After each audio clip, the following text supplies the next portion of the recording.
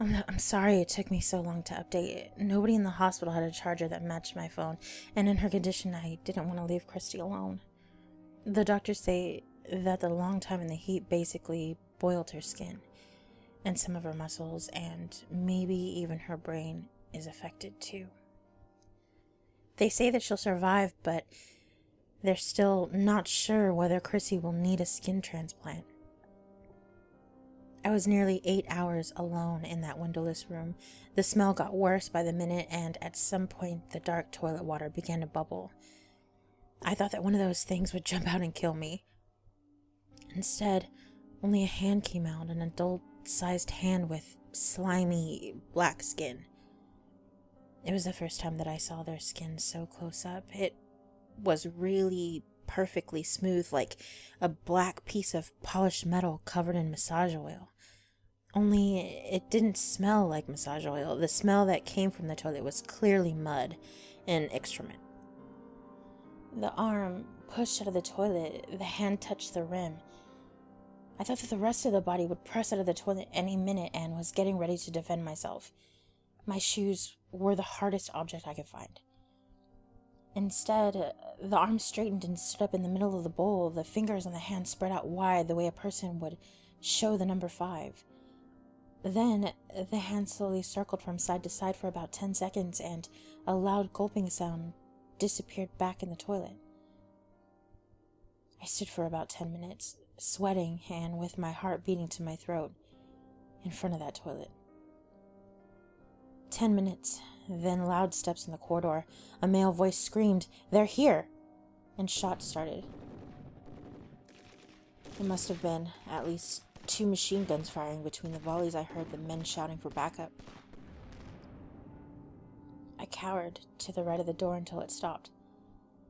It could have been at most 5 minutes, but with the screams and shots it felt much longer than that.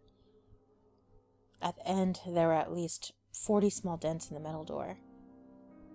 There was more shouting. Someone commanded the others to clear the door, and something heavy was dragged along the corridor. And then the door was unlocked. They stormed in with their machine guns pointing towards me. The 2 young men stood around me silently, the barrels straight towards my head. I think I nearly peed myself when the older man walked into the room and grabbed my arm and pulled me up and out into the corridor. The man made me walk barefoot through the large puddle of dark, sticky liquid that was in front of the room. Drag marks from the liquid led around the corner to the left, but the older man pulled me to the right. There was blood on the floor at the end of the corridor. The 2 younger men with guns walked closely behind us. I told the older man that I wouldn't run away. As an answer, he tightened his grip and walked faster. The complex was huge and looked like a labyrinth made of bare cement blocks, with the corridors and metal doors that seemed to branch to the sides of every few meters. The doors were all gray or dark green. There was no writing on them, but some of them had white plaques with small black numbers scribbled on them. When we came down to the corridor of the large door, the old man stopped abruptly. One of the younger men stepped forward and entered a code. The door opened with a loud squeal.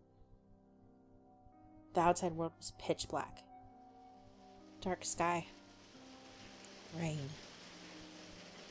Several men with guns stood outside the 2 ambulances between them. One drove off when we stepped out of the building. The older man pushed me into the second one.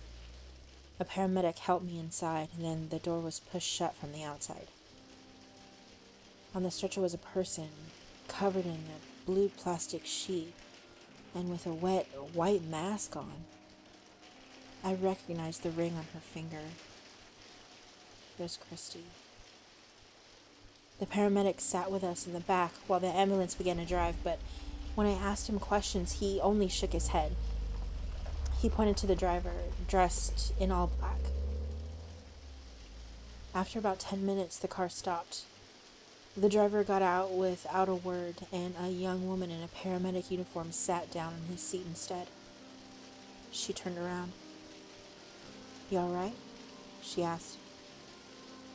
"Yeah," said the paramedic, "but you better hurry." I didn't dare speak. I tried to stroke Christy's hand until the paramedic pushed my hands away. The driver started the car. After a few seconds of driving, she cursed loudly. "I hate this place." In my memory, most of the drive is a blur. I asked them questions, but I didn't even listen to their answers. All I could focus on was Christy. What I do remember is that the paramedics said that they are occasionally called out to the facility.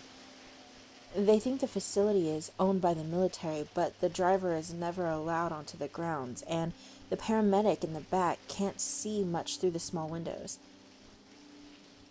They're not allowed to speak about the people they pick up or the things they see or hear on the grounds. It took us nearly 40 minutes to get to the hospital. The only information the paramedic had given was that Christy had been exposed to heat.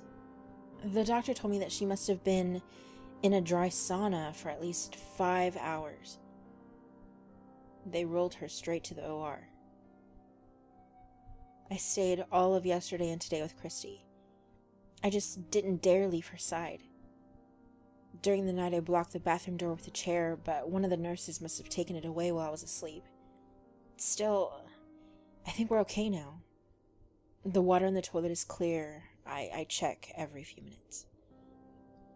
Christy's face is still covered in moisturizing packages. The doctor says her face will be okay, but the skin and other parts of her body was essentially boiled. On Christy's legs, part of the muscles had been shaved off. Since the first operation, she was wheeled twice back into the OR, once for part of her skin, and once they operated on Christy's legs. The doctor says they might need to do more. He also says they can't wake her up because the pain would be unbearable. Occasionally, when the two nurses come in to change Christy's bandages, pieces of skin rip right off of her body. The flesh below looks white like boiled chicken.